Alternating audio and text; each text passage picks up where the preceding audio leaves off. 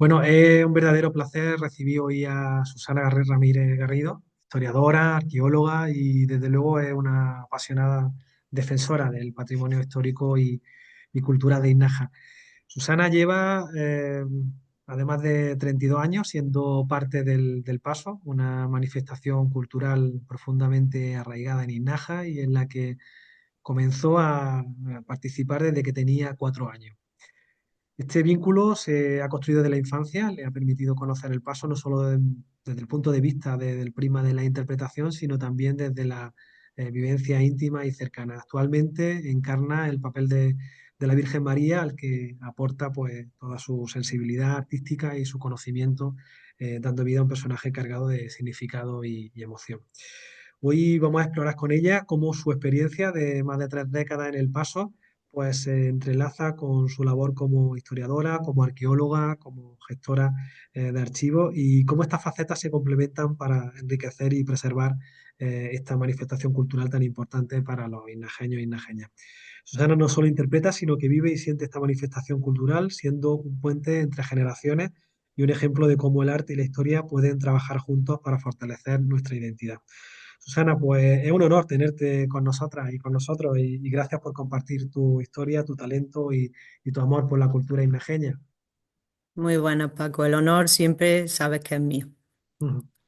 La verdad que estoy muy emocionado y tenía muchísimas ganas de esta entrevista y bueno, pues lo que quiero en primer lugar es que a ver si nos puedes contar un poco sobre el contexto histórico en el que nacieron las hermandades penitenciales en Inaja y cuál es su relación con el movimiento cofrade en la provincia de Córdoba, por poner ese contexto que nos es más cercano. Vale, pues primeramente decir que a mediados del siglo XVI fue Ujú, cuando el Obispado de Córdoba empezó a hacer una serie de políticas para que en la provincia comenzasen a crear las primeras cofradías, las primeras representaciones y estaciones de penitencia en Semana Santa. sí, sí, sí. Entonces, pues llevaron a cabo una serie de, bueno, dieron una serie de indulgencias y permisos para que en cada pueblo, pues se fuesen creando Ujú, estas organizaciones. ujú, Entonces, pues por eso nuestra Semana Santa aquí en Iznájar tiene mucha relación, tanto en su inicio como en sus propias características, con las de los pueblos de la zona, como Baena, Montemayor, etcétera. ujú, Entonces, pues lo que podemos ver principalmente en la generación y en la organización de estas cofradías, pues son tres etapas de desarrollo. La primera sería una etapa que va desde, pues como he dicho, mediados del siglo XVI hasta mediados del XVII, más o menos, ujú, en la que pues comienzan a gestarse estas primeras cofradías, se crean las primeras estaciones de penitencia, que principalmente, bueno, pues aquí sería la implantación de la Cofradía de la Veracruz, que es una de las sí, sí. más antiguas, la Soledad de Nuestra Señora, que es aquí, pues también, igual que la Veracruz, desapareció, y Nuestro Padre Jesús Nazareno, que esa pues sí se Ujú, mantiene a día de hoy. Aquí pues lo que se hacían era estaciones de penitencia modestas, en las que a lo mejor pues aparecían penitentes llevando una cruz a cuestas, ujú, descalzos, o algunos también había flagelantes. Pero era algo, pues como digo, bastante simple, bueno, más que simple, pues modesto. Pero luego ya en la segunda etapa, que es la que se corresponde un poco con el esplendor barroco, esta ujú, del siglo, la segunda mitad del siglo XVII y parte del XVIII, pues aquí ya se enriquecen mucho las representaciones con este esplendor del arte barroco, con estas características que tiene, generales que tiene este arte. Pues como digo, se enriquecen las representaciones y también las estaciones de penitencia. Y aquí es cuando se empiezan a incluir las primeras representaciones de la Pasión. por ejemplo, la Cofradía de la Veracruz, que hemos citado anteriormente, es la que empieza a representar el prendimiento, el Jueves Santo, eh, que bueno, se sigue manteniendo a día de hoy con otras características, pero Ujú, viene de ahí. Y la Cofradía de Nuestro Padre Jesús Nazareno, pues comienza con los sermones de pasión, que es el antecedente del paso. Y también incluye, que esto es muy curioso, incluye en sus estaciones de penitencia, en sus procesiones, pues figuras bíblicas ujú. caracterizadas con la indumentaria de la época, pero con un rostro, tal y como lo podemos seguir viendo. Vale, y luego una tercera etapa que iría desde 1743 hasta 1828, en la que esta religiosidad, este tipo de expresión de la Semana Santa, pues vista desde otra imagen, podemos decir, más que desde otra imagen, desde otra filosofía que tiene que ver con la ilustración, pues comienza a prohibirse porque se ve que va en contra de lo que es la moral cristiana. Entonces se intenta depurar esta religiosidad popular. Y básicamente, pues así a grosso modo, esto es Ujú. lo que podemos hablar Sí, por de la Semana Santa. por lo que hemos escuchado, entonces sería esa primera etapa en el siglo XVI, cuando el movimiento cofrade, según comenta, comenzaba a consolidarse en la región, un fenómeno que responde a, pues eso, supongo que a la necesidad de expresar la fe mediante prácticas religiosas más organizadas, vinculadas tanto al culto como a lo que podríamos llamar la moralización del propio pueblo, y donde las cofradías pues comienzan a tener ese papel más crucial en la vida espiritual y cultural de la comunidad. Esa segunda parte que cita en el siglo XVII, que podríamos llamar como esa parte de esa época de esplendor o de auge, con los sermones dramatizados y los desfiles procesionales, ¿no? Y esa aportación de los apóstoles, profetas, civiles, que ya no empiezan a ser, lo empezamos a reconocer. Y luego en esa parte del siglo XVIII, ¿no? Con ese, bajo el espíritu ilustrado, ¿no? Y evidentemente en esa fase del 18 que comenta finalmente, pues bueno, pues la jerarquía eclesiástica pues eh, genera directamente un control en esa evolución de las representaciones religiosas en Innajas, ¿no? ¿Cómo es ese intento de controlar esas prácticas rituales que se da en Innaja y en la provincia de Córdoba en ese siglo XVIII? Bueno, el control se debe principalmente a que en el arte barroco lo que se intenta, Ujú. mm, permíteme que explique un poco más la Sí, cuestión sí, del sí, arte sí, por barroco. supuesto. El arte barroco tiene una intención, pues digamos, de mostrar una imagen. La imagen es más importante que la palabra, digámoslo así. Y le da mucha importancia a lo popular, le da mucha importancia a una religiosidad más instintiva. Ujú. Pero ¿qué pasa? Que con la ilustración, pues este tipo de prácticas comienzan a verse pues desde como algo, podemos decir, ridículo. No propio para el Eh, momento que se está sí, viviendo. porque, claro, el cristianismo ilustrado, que tiene una base racionalista, no tan idealista como el arte barroco, también el, digamos que tienen un elitismo cultural muy Sí, sí. grande. Ellos son quien decide qué está bien, qué está mal, qué es religioso, qué es propio de, digamos, de la moral y qué no. Entonces, pues, ¿qué hacen? Pues que en lo popular, esto que es tan de imagen, tan de numen, pues lo desprecian. Esto no Sí, es sí, sí, sí. religiosidad, esto es, pues, ridículo. Ujú, Entonces, ¿qué pasa? Su religiosidad, en vez de ser tan de imagen o de hecho, es algo más conceptual.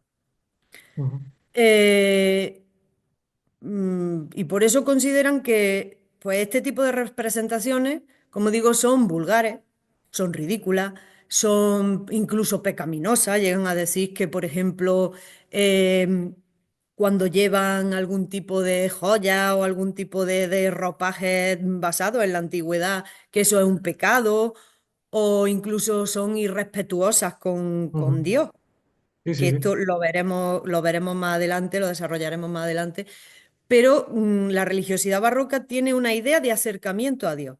Ujú, Mientras que este tipo de religiosidad ilustrada, más racionalista, pues a Dios lo ve como algo lejano a lo que hay que respetar. ujú, Entonces, pues claro, este tipo de tú, por muy sacerdote que sea un señor y haga de Cristo, ese señor no es Cristo, entonces le está faltando el respeto a ujú, Dios. ujú. Y por supuesto también lo que buscan es depurar la religión de elementos foráneos, que principalmente eran paganos, elementos Ah, paganos o sí, sí. elementos, incluso lo que se consideraban supersticiones. Ujú, Claro, entonces si un señor va disfrazado de Pilato, pues eso es pagano, porque ujú, Pilato no era cristiano, entonces eso no tiene, según su forma de entenderlo, no tiene por qué tener cabida en una procesión de Semana Santa. Entonces, pues podíamos señalar principalmente dos épocas o dos personajes, personalidades de la élite cristiana ilustrada que, pues, voy a usar un coloquialismo, le toman manía a la sí, Semana sí. Santa de Ainájar. Y bueno, el primero sería Miguel Vicente Cebrián, Ujú, que era un obispo de Córdoba, ujú, que en 1744 comienza a regular las actividades de Semana Santa. Y entre esas regulaciones, pues empieza, como he dicho antes, a depurar todo lo que él no considera que es acorde con la moral cristiana, con el decoro, etcétera. Y entre estas regulaciones, pues lo que hace es prohibir los sermones de pasión, ujú, que era pues el antecedente del paso. ¿Qué hace el pueblo? Pues le entra por un oído, le sale por el otro y siguen representando el paso. Y después tenemos otro personaje que ya en el siglo XIX, 1819-20 más o menos, que es don Pedro de Treviña, hace unos decretos para prohibir pues todo lo que tiene que ver con este tipo de manifestaciones populares, e incluso llegan a retirar la ropa y los rostros. Y esto en algunos municipios, como en Baena, por ejemplo, casi provoca altercados de orden público. ujú. Porque, claro, bueno, eso lo podemos hablar ahora más adelante, Sí, sí, sí. pero le estás tocando al pueblo sus tradiciones y su identidad. Entonces, más o menos esta es Sí, sí. lo que hacen las autoridades eclesiásticas de la Ilustración. Ese esfuerzo depurador de todo lo que consideran supersticioso, no decoroso, no propio, con el rigor de una manera de entender la religiosidad y de entender la espiritualidad en un momento determinado, que se concreta en esos dos hitos, ¿no? Que Ujú, estableció, ¿no? Como el edicto de 1744 del obispo Miguel Vicente Cebrián, ¿no? Que buscaba limitar esas expresiones consideradas irreverentes, ¿no? O en el 19, ¿no? Con Pedro de Treviño, pues bueno, pues la verdad que generan ese intento de controlar, ¿no? Lo que era propio del pueblo. Pero sin embargo, parece que a pesar de las prohibiciones, las representaciones pues continuaron en Innejas, ¿no? ¿Qué crees que fue lo que motivó esa resistencia por parte del pueblo para que sucediese así? vale, pues yo creo principalmente que se debe a dos motivos. El primero, que ya lo hemos enunciado un poco en la pregunta anterior, Ujú, es que el paso, los sermones de pasión, pues tienen un carácter identitario del pueblo de Iznájar. Entonces, parte de la identidad de ser isnajeño está relacionada con este tipo de prácticas, con estas tradiciones y con esta forma de entender la religiosidad. Claro, ¿qué es lo que pasa? Que cuando a mí me quitan estas partes, estas prácticas, yo estoy perdiendo identidad y por tanto estoy perdiendo mi propia definición. ¿Esto qué provoca? Pues que cuando ya en 1820, como hemos dicho, se prohíbe directamente este tipo de prácticas, incluso se quitan las ropas, ¿Para qué? Pues para que se haga una procesión de Semana Santa al uso, con las personas, pues digamos, con las imágenes, con las, sí, las esculturas, las imágenes en su trono, tal y cual.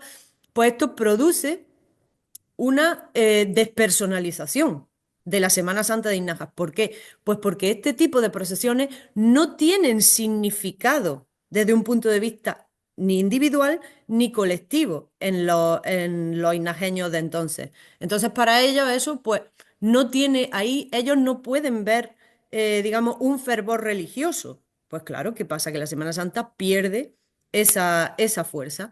Y luego, por otro segundo motivo, y es que el paso, aparte de este carácter identitario, tenía otras funciones que, pues evidentemente, al no poder representarse, se están perdiendo. Como por ejemplo, lo que a mí me gusta llamar, bueno, el concepto de catarsis colectiva, Ujú, que si quieres lo podemos desarrollar más adelante. El paso tiene un carácter muy fuerte, el paso antiguo, de catarsis colectiva, de liberación emocional ujú, colectiva, de fervor colectivo.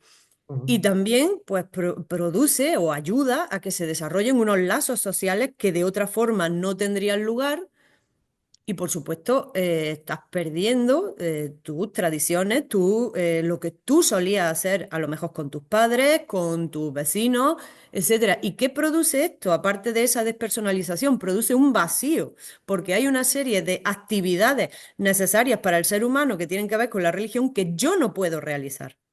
Ujú. Entonces, por eso es por lo que el pueblo dice, vale, sí, tú puedes ser la autoridad eclesiástica más grande del mundo, pero esto es mío y esto yo lo necesito para mi propio desarrollo como individuo y como colectividad.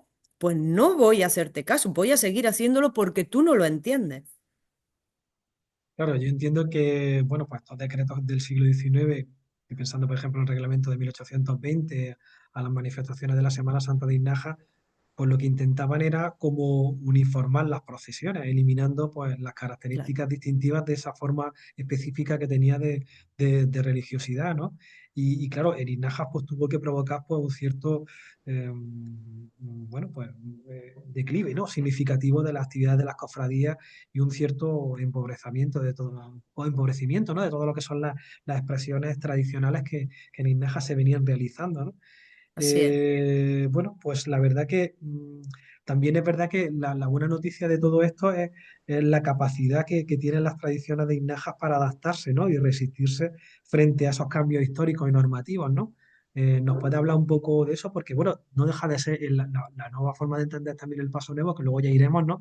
Es una manera también de adaptarse, ¿no? Y adecuarse a esos nuevos tiempos, ¿no? Como esa capacidad que tiene Inaja y sus tradiciones directamente para adaptarse y adaptarse a los nuevos cambios.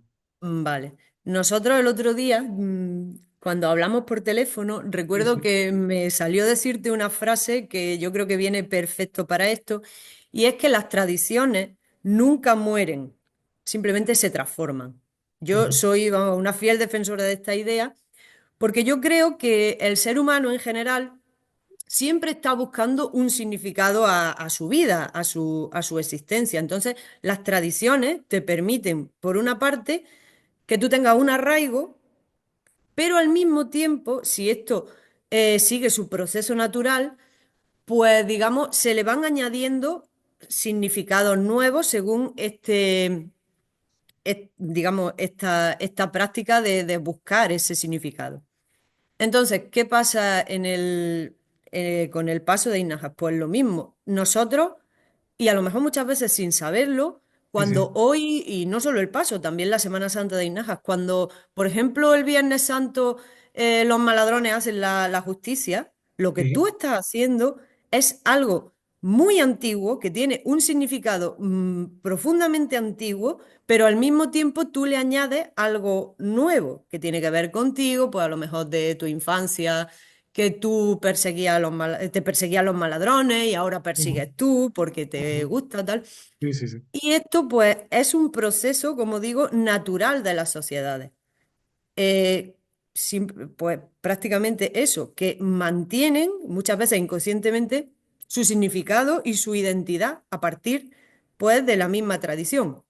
Entonces, este tipo de procesos son procesos vivos que, bueno, pues a veces se intentan rigidizar un poco, no, es que hay que conservarlo así, que sí, vale, está muy bien entender, hacer como una especie de fotografía del patrimonio, pero Ujú, eso está vivo y a eso se le van añadiendo significados.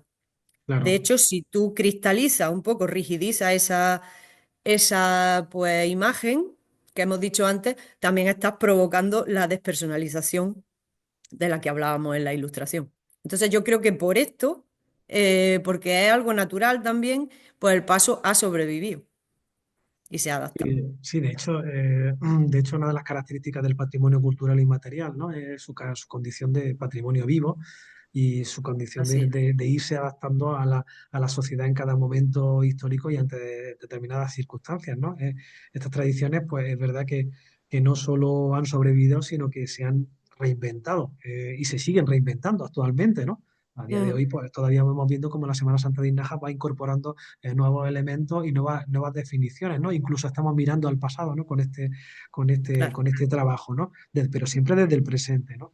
Y es verdad que, Mm, por ejemplo, que la Semana Santa, como otras manifestaciones culturales del patrimonio cultural inmaterial, pues son un claro ejemplo de resiliencia cultural donde lo religioso, donde lo artístico, lo cultural, lo comunitario, pues convergen para mantener viva pues, una expresión única, ¿no? De, o al menos directamente bastante significativa para la gente de Inaja, de identidad colectiva.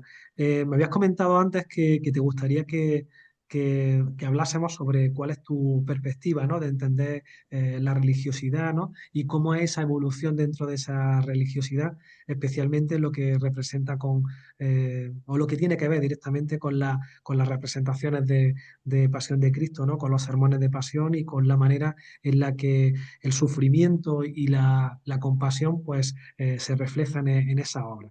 A ver qué me vale. comenta Susana. Pues mira, a mí me gustaría empezar este bloque Ujú.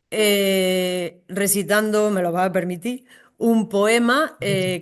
que nosotros utilizamos en el paso, que se le atribuye a Juan de Ávila. Ujú, Y es un poema, bueno, tiene un carácter ascético, místico, pero este poema nosotros lo tenemos en el paso, pero mm, no, yo creo que no somos conscientes de la importancia que tiene para explicar o para representar un poco cuál es el sentido básico de la religiosidad barroca y del paso. Vamos, sí, yo sí. creo que es la representación perfecta, como la idea central de lo que es el paso. Entonces, el poema es el soneto al Cristo crucificado, que dice así: No me mueve mi Dios para quererte, el cielo que me tienes prometido, ni me mueve el infierno tan temido para dejar por eso de ofenderte. Tú me mueves, Jesús. Muéveme el verte clavado en una cruz y escarnecido. Muéveme el ver tu cuerpo tan herido. Muévenme tus afrentas y tu muerte. Muéveme, en fin, tu amor, y en tal manera que aunque no hubiera cielo yo te amara, y aunque no hubiera infierno te temiera. No me tienes que dar porque te quiera, pues aunque lo que espero no esperara, lo mismo que te quiero te quisiera. Este Ujú, poema, bueno, como he dicho antes, es un poema ascético que está basado pues en una contemplación de una imagen de Cristo. Esto es muy ujú, importante, la contemplación. Y al tener este carácter ascético, místico, pues también te habla de una unión directa ujú, con Dios.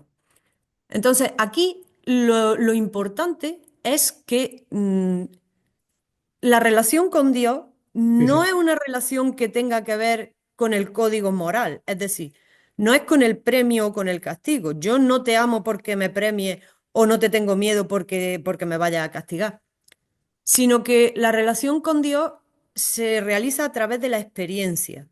Ujú, Es decir, aquí lo importante es la compasión que yo siento cuando te estoy viendo sufrir, ujú, la empatía que a mí me despierta verte sufriendo. ujú, Porque esto, ¿qué es lo que psicológicamente, esto qué es lo que hace? Pues que yo veo mi propio sufrimiento en el tuyo. ujú, Digamos que mi humanidad se une a la tuya. Y desde ahí yo soy capaz de sentir tu divinidad.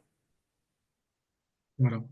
Además, como lo comentas, creo que refleja pues una profunda visión de la religiosidad que, como bien dices, trasciende la motivación de la recompensa y los castigos, como has citado, y se centra, al menos a mí me llega de esa forma, ¿no? En en el amor incondicional hacia Dios, ¿no? Desde ese Claro, enfoque de la religiosidad que se ha mencionado antes, particularmente en la relación con con la pasión de Cristo, ¿no? Con la compasión, como estás claro, diciendo, con el sufrimiento así es, y cómo podemos interpretar en este poema que ha elegido directamente, que tiene relación con con el paso y que está muy bien traído, porque evidentemente ritualmente lo vamos escuchando todos los años, ¿no? O se practica, o esa práctica ritualizada, ¿no? Nos permite ajá, directamente reflexionar sobre la transformación del vínculo espiritual a través del sacrificio de claro, Cristo, ¿no? así es. Y además, Y sí, dime. sí, dime. No, no, No, no, y que bueno que el poema, como has expresado, creo recordar que comienza expresando que el amor hacia Dios no está motivado por lo que se promete tras la muerte, el cielo, o lo que se teme, el infierno, ¿no? Y este cambio de enfoque pues resalta un amor que va mucho más allá de lo recompensante, de lo punitivo, ¿no? Y generalmente pues nos entronca con esa religiosidad que no depende de lo que se puede ganar o evitar, sino que se basa en la relación pura, como has dicho, con Dios, claro. ¿no? En esos términos de misticismo, ¿no? Que me parece muy interesante, ¿no? Y bueno, la verdad que está muy bien traído. Y otra cosilla que te quería comentar era el tema de cómo ha cambiado directamente la forma de concebir directamente a Dios, pasando de una visión más distante a esa religiosidad más compasiva, que es un poco lo que estás comentando, ¿no? ¿Cómo Sí. podríamos profundizar sobre esta cuestión, ¿no? Sobre ese cambio que se manifiesta en las representaciones de pasión, ¿no? Especialmente en las Vale, imágenes de Jesús y de la Virgen María. vale. Mira, lo importante en este Sí. cambio, en esta religiosidad, como tú bien has dicho, es que lo importante aquí no es la palabra, no es el Sí. concepto. El Ujú. concepto tiene que ver psicológicamente, podemos decirlo así, con el logos, es decir, la manera que yo tengo de comprender las cosas. Aquí tiene que ver con la imagen, que la imagen, una imagen vale más que mil palabras, como suelen decir. La imagen te lleva directamente pues, a lo que algunos antropólogos llaman el numen. Es decir, Ujú. yo veo una imagen que tiene un carácter un poco pues, misterioso, fascinante, de la divinidad. Y entonces lo importante aquí es eso. En el paso, pues esto es fundamental. En el paso antiguo, sobre todo, todavía quedan algunas cosas del nuevo, porque digamos que la imagen que tú ves en la época del barroco, donde no era tan evidente, bueno, como ahora el culto que tenemos a la imagen, pues si tú ves a un señor vestido con ropa de la antigüedad y Sí, con sí, un rostro, sí, pues sí, esto a ti te da una imagen, vale, sí, es un hombre, pero no es un hombre. sí, Que sí, esto sí, es un sí. juego muy barroco, el juego con la ambigüedad. Esto a mí, por ejemplo, me recuerda mucho a las máscaras de la tragedia griega. Ujú. Fíjate. Entonces, cuando tú ves a estas representaciones, estas imágenes, es un hombre, sí, pero al mismo tiempo no lo es. Tenemos esa ambigüedad. Sí, ¿Qué sí. genera esto? Una dialéctica entre la humanidad y la divinidad. Y Ujú, al mismo tiempo tiene un carácter liminal, que lo veremos si ujú, quieres más adelante. Entonces, en el desarrollo de los sermones de pasión, se juega con esto, igual que en el ujú, poema de Juan de Ávila. Yo accedo a la parte humana, a tu parte humana desde la mía, y eso me lleva a esa parte, a acceder a esa parte misteriosa o divina.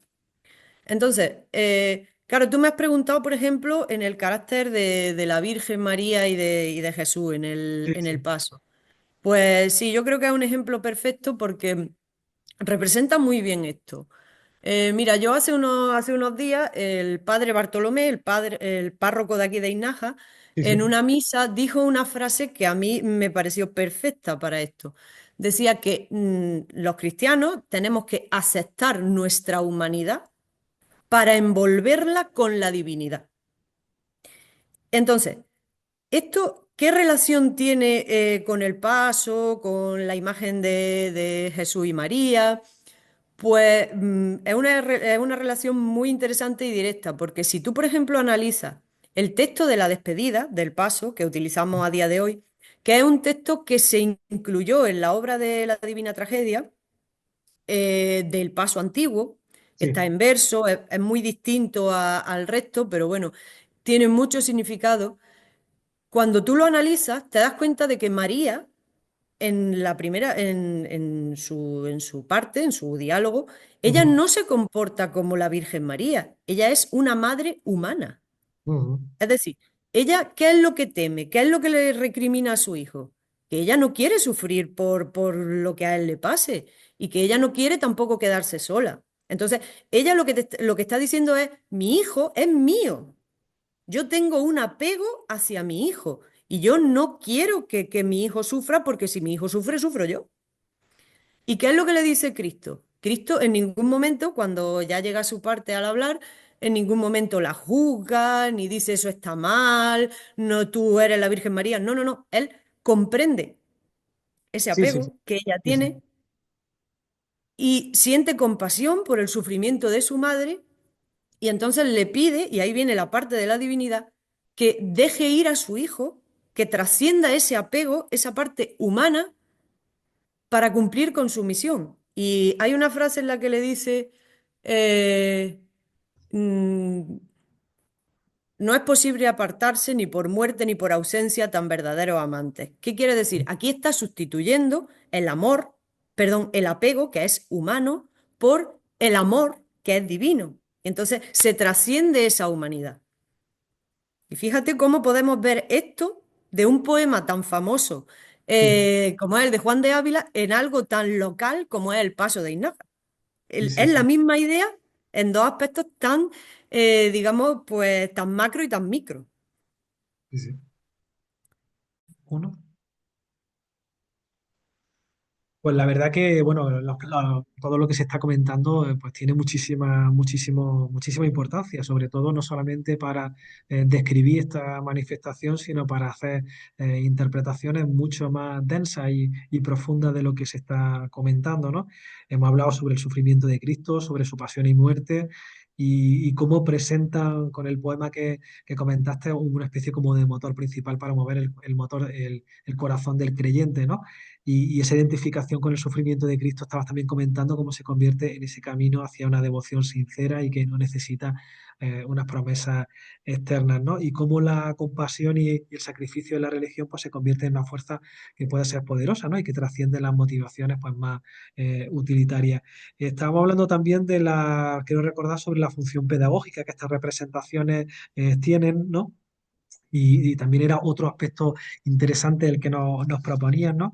Y cómo en muchos casos, pues las imágenes pues, de Jesús caído y la Virgen en sufrimiento, pues generaban esa conexión emocional directa con el espectador.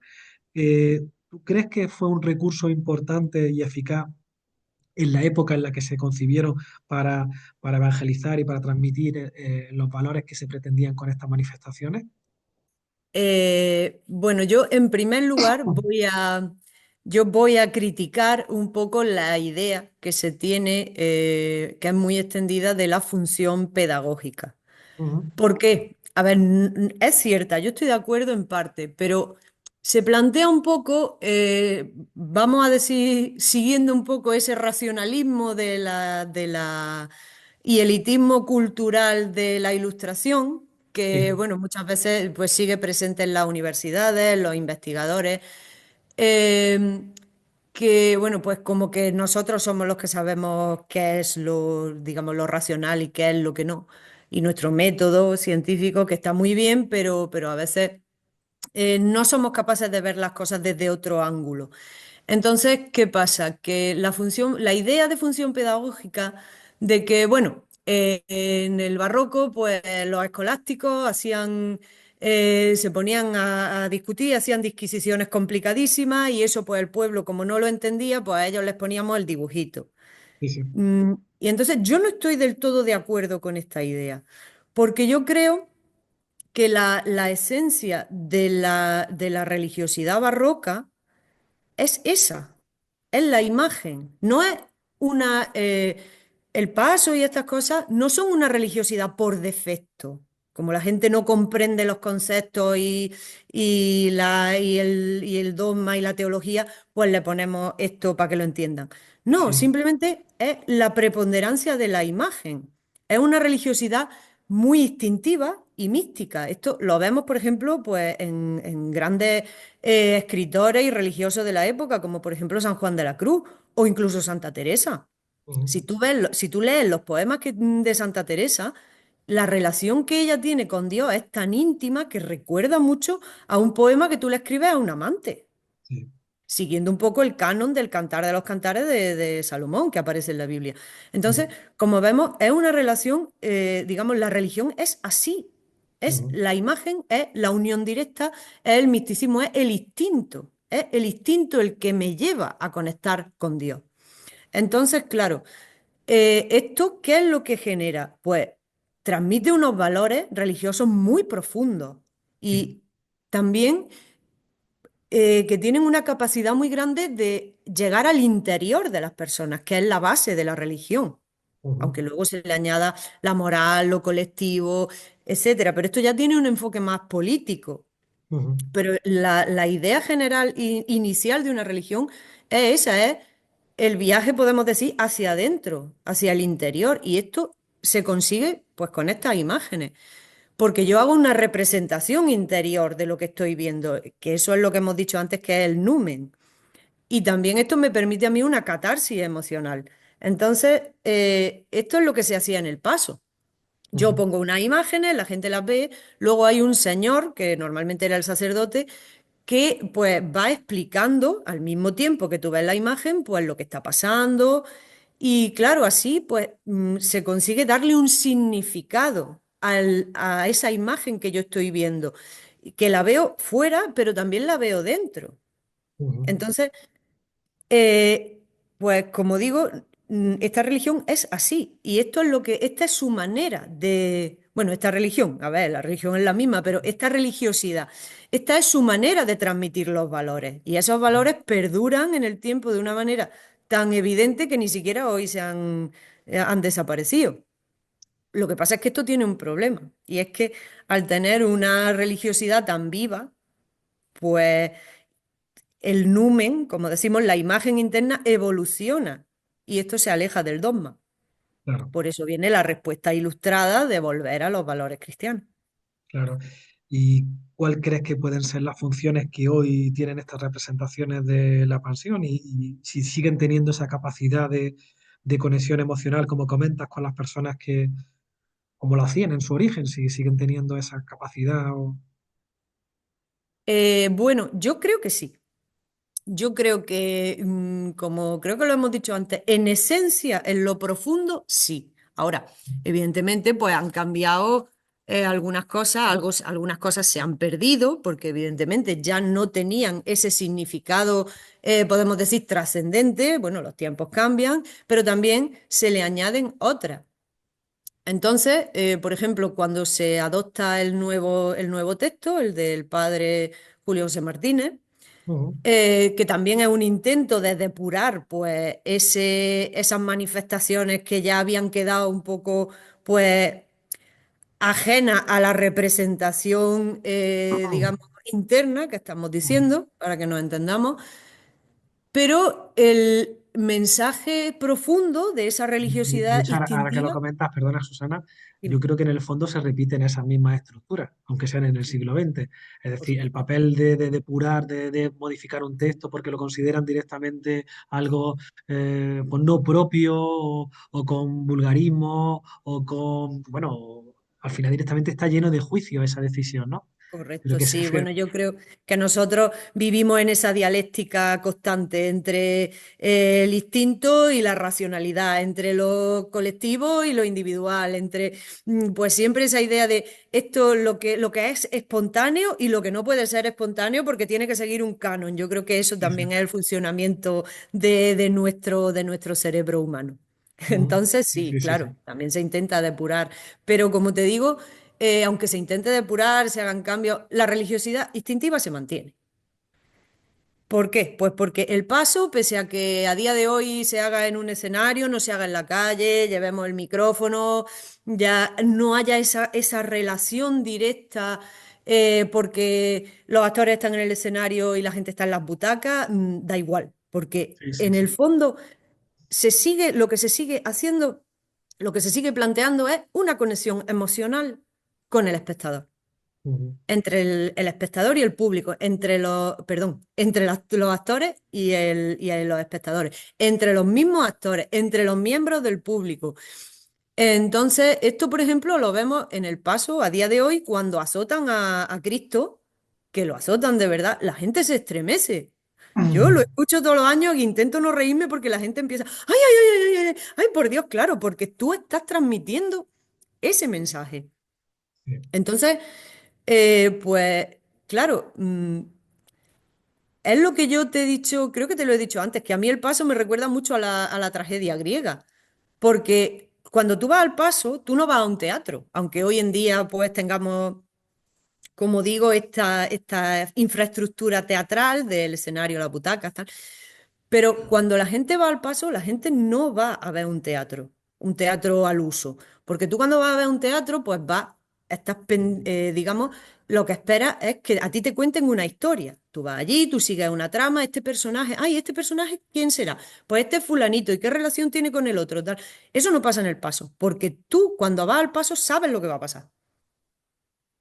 ¿Me entiendes? Sí, sí. Los espectadores conocen perfectamente la historia y se saben los diálogos, pero es que ellos no van allí a eso, no van allí a que digamos, su hemisferio izquierdo entienda una historia o siga una trama. No, ellos van allí a experimentar y a sentir una serie de cosas que ellos ya tienen aprendidas, pero necesitan cada año resignificar. Ujú. Entonces, y eso es lo que pasaba con la tragedia griega. ¿Qué es lo que qué es lo que se resignifica? ¿Qué es lo que se experimenta? Pues vivencias de la infancia, recuerdos de la familia, de las personas que ya no están. También es un refuerzo de la identidad.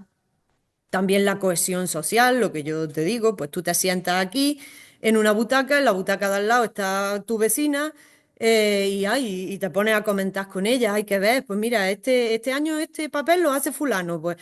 Y eso también lleva, pues como digo, a que tú pues seas capaz de, cuando estás experimentando esto, tú te conectes también con tu interior, con esa Ujú. religiosidad instintiva del barroco. Ujú. Y se trasciende también esa humanidad que decimos. Yo siempre Ujú. digo que es muy raro que tú vayas a un teatro y veas que cuando se abren las puertas la gente sale llorando, todo el mundo. En el paso pasa eso. Los espectadores salen del paso con las lágrimas cayendo. ¿Por qué? Pues porque no has ido a ver una historia, tú has ido a ver, digamos, tu vida, tu Sí. infancia, tu identidad. Y eso tiene cada año que ir saliendo. Sí, sí, sí, totalmente. Y además vinculándolo a la propia biografía, ¿no? Y a la propia experiencia individual y la experiencia interna de lo que se vive allí. Y la verdad, bueno, pues estoy pensando que, bueno, que tú que eres una persona que lleva ya 32 años viviendo esta experiencia desde dentro. ¿Cómo sientes que esta tradición pues ayuda a unir al grupo y a superar las diferencias, ¿no? que hay en toda sociedad, ¿no? Y desde tu experiencia, pues, ¿crees que ese momento compartido refleja lo que Víctor Turner, retomando a Van Genet, llama como liminalidad, ¿no? Ese estado Sí, en el que las jerarquías parece que se difuminan, ¿no? Y las personas pues se transforman a través del ritual. Lo has claro. experimentado así o nos podrías comentar alguna cuestión sobre este tema? Bueno, Sí, ya de entrada lo estás comentando. estoy completamente de acuerdo con el concepto de liminalidad de Turner. La liminalidad como viaje, ¿vale? Como lo que pasaba en el barroco, como lo que es y no es. Tiene mucho que ver con esto, porque aquí y también, bueno, liminalidad como difuminación de la personalidad. ¿Para qué? Pues para una unión colectiva. Entonces, esto en el paso está muy presente, en todo teatro local está muy presente, pero en el paso que es tan antiguo, vamos, vamos, es extremo, aunque no nos demos cuenta, porque estas cosas operan de manera inconsciente. Pero el actor, por ejemplo, el actor del paso, eh, él es el que inicia esto. ¿Por qué? Pues porque cuando él actúa, él ya no es el mismo, es el actor, es, perdón, el personaje. Esto pasa en todos los teatros, pero en el paso esto es mucho más evidente. Yo tengo una anécdota Sí, sí, graciosa que me pasó un año. El año que yo empecé a hacer el papel de Virgen María, sí, pues llegué a las 2 de la tarde, que en el paso siempre pues terminamos los preparativos y después nos tomamos allí una cerveza y un sí, tapeillo sí. antes de irnos a casa. Y entonces yo llegué y me pedí en el bar del paso una cerveza. Bueno, pues la persona que había allí me miró así horrorizado y decía, tú no puedes beber cerveza. ¿Por qué? Pues porque eres la Virgen. Entonces, ¿me entiendes? Es como que la persona, incluso fuera, se le atribuyen las características del personaje. Bueno, Ujú. yo me puedo beber una cerveza aquí y luego cuando salga a escena yo voy a ser la Virgen María, pero no. En el paso, digamos que esto como que hay una transposición de características. Sí, sí. Y esto es lo que espera el público. Cuando tú vas allí, cuando tú sales a escena, que ocurre en todos los teatros, que tú sales, cuando tú haces teatro, tú sales allí a, mm, vamos, es completamente liminal porque tú ya no eres tú, pero tampoco eres la otra persona. Y sales, es una situación en la que tú te desconectas de tu propia vida porque estás interpretando, ¿vale? Esto es lógico en un teatro. Pero es que en el paso, el público está Ujú. esperando eso. El público no espera, como he dicho antes, una representación, espera al numen, espera esa imagen interior que ellos tienen. ¿De quién? Pues de la Virgen María, de Cristo, de los personajes bíblicos. ¿Por qué? Pues porque lo han aprendido desde pequeños, en su casa, en la escuela, donde sea. Entonces, es una representación arquetípica lo que tú estás mostrando. ¿Qué es lo que hace esto? Pues como hemos dicho antes, como tú como espectador no vas allí a seguir una trama, sino a sentir una serie de experiencias en ti, en el grupo, tanto en el individuo como en el grupo, se produce una catarsis, como en la tragedia griega. Digamos que mediante esa compasión de lo que le pasa a Cristo, pues yo limpio mis propias emociones de cosas que me han pasado este año, de problemas que yo tengo, Ujú. de lo que sea. Y entonces yo vivo esa experiencia de sufrimiento, pero no la vivo yo directamente, la vivo a través de otra persona. Y esto a mí pues me permite, por contagio, digámoslo así, por las neuronas espejo, pues me permite liberarme de todas esas emociones. Y esto, pues, también ¿qué genera? Pues, como tú bien has dicho, se disuelven las jerarquías. Yo tengo una relación igualitaria. ¿Con quién? Pues primero con mis vecinos. Segundo, con los Ujú. actores. Tercero, con Dios. Porque yo estoy viendo cómo Él siente y yo me siento como Él. Entonces, nosotros, Él está en mí, digamos, Ujú. esta frase de Santa Teresa, Sí, sí. que es muy característica de esta... Hola, Lula se llama. qué Lula, vete mona. para allá, vete para allá. Vale. Y también esto, ¿qué es lo que trae? Pues nuevas relaciones que no, muy profundas que no se habrían desarrollado de no ser por el paso. Yo Ujú. siempre pongo el ejemplo de que cuando nosotros, cuando terminamos la interpretación, al final siempre los actores, cuando se va cerrando el telón, nos abrazamos todos y es un abrazo Sí, pues muy muy cierto. fuerte, muy profundo. ¿Qué pasa? Que yo luego al día siguiente, cuando salgo a la calle y yo veo a Rafa Quintana o a algún otro compañero del paso, yo lo saludo y algunos que no veo en mucho tiempo, pues lo saludo, le doy dos besos, pero nunca le da ese abrazo tan profundo como en el paso. ¿Por qué? Pues porque tú estás en ese espacio liminal, Claro, en ese espacio claro. en el que no eres tú. Ujú.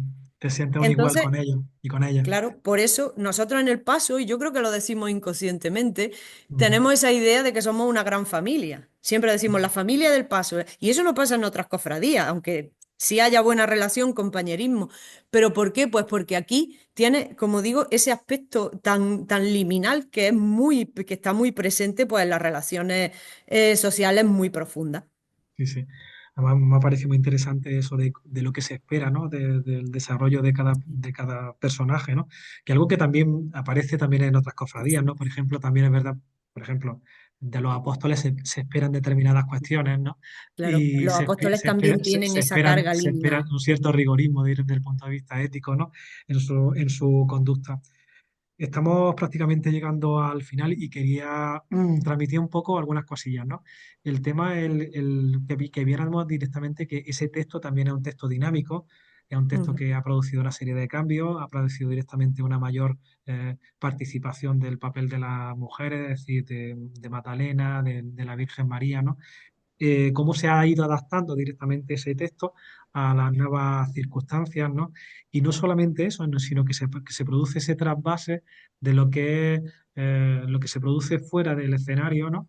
De lo que se produce directamente en la calle, ¿no? En la calle y el propio paso actual, ¿no? Y cómo hay una especie como de vasos comunicantes, ¿no? Estoy pensando, por claro. ejemplo, en el encuentro de la Magdalena con Jesús, ¿no?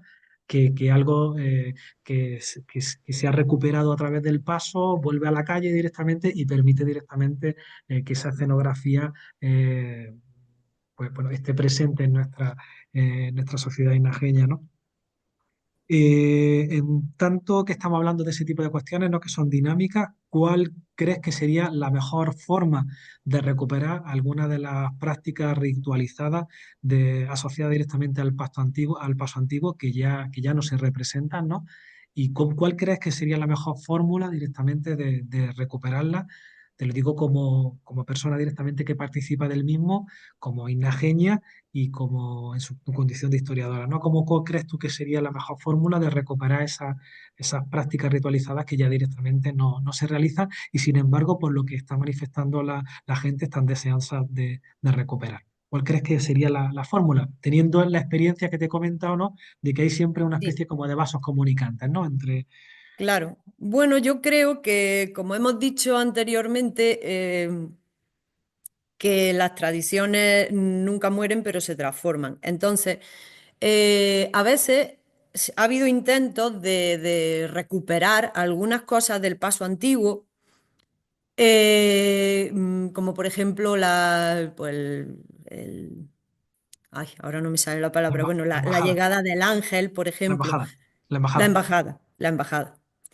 Pero ¿qué es lo que pasa? Que si tú eso lo traes a día de hoy y lo pones tal cual era en un escenario actual, pues evidentemente esa representación no tiene el significante que hemos dicho anteriormente, no es un significante, digamos, vivo, eso está fosilizado. Entonces, claro, cuando la gente lo ve, pues le parece muy extraño, es como, pero bueno, esto, ¿qué es? ¿Por qué habla en verso? No se entiende esa manera de recitar tampoco, que es la manera clásica, digámoslo así. Entonces, bueno, pues yo creo que bastaría un poco pues con cambiar algunos de esos elementos para que se adapten a un significante actual. Ujú, Entonces, en María Magdalena, por ejemplo, ¿qué es lo que se ha hecho? María Magdalena, cuando se hace el encuentro de María Magdalena con Cristo, ujú, ella no lleva rostro, que ujú, lo ideal, digamos, lo tradicional habría sido pues que ella llevase una ropa antigua de filtro barroco, que pase por sí, el sí. filtro barroco, y su rostro. Pero claro, quedaría un poco, pues porque hemos perdido ese significante. Sin embargo, ella aparece, digamos, pues con lo que se ha mantenido de María Magdalena, que es pues la imagen que hay en el paso. Ujú, Entonces, María Magdalena lleva una ropa de estilo antiguo, no tiene filtro barroco ninguno, no lleva su rostro, entonces, pues por eso queda bien, digámoslo así. Por eso puede ensamblarse dentro de la Semana Santa. Entonces, eso podríamos hacerlo con otras cosas, por ejemplo, la embajada o otros aspectos de la Semana Santa. sí. Como he dicho antes, cambiar algunos elementos y adaptarlos al significante actual. Porque claro, si yo el patrimonio, creo que eso lo hemos dicho también, si yo el patrimonio lo cristalizo, lo fosilizo, lo mantengo en una imagen para que no se cambie, para que eso no se mueva, para que se quede así, pues ¿qué pasa? Que pierde su significante. Sí. Sí, de hecho el ejemplo que has puesto creo que nos permite un poco reflexionar sobre el patrimonio cultural y material. Es decir, eh, eh, el encuentro de la Magdalena con Jesús es algo que se incorporó al paso antiguo. Es decir, Ujú. no estaba y sin embargo a principios del siglo XX es cuando se incorpora con los papeles femeninos, se incorpora Claro, directamente ese pasaje. Se hacía el Jueves Santo y a día de hoy se hace el Domingo de Ramos. Y así es, efectivamente es lo que tú dices, el tema hoy hay mecanismos, bueno, en ese caso nuevas tecnologías que permiten la amplificación de voz directamente, pues aportan nuevos significados actuales a lo que es significante, no ritual, ¿no? Entonces, estamos viendo cómo algunas fórmulas pues, pueden ser no solamente incorporadas de forma pues, con una transición muy poco impactante, por llamarlo así, es decir, incluso valorada, y que a día de hoy, pues, por ejemplo, es un recurso que, bueno, ya seguramente muchas generaciones son incapaces de entender el Domingo de Ramos sin ese encuentro, ¿no? O sea, que ya así directamente es. lo tienen perfectamente incorporado, ¿no?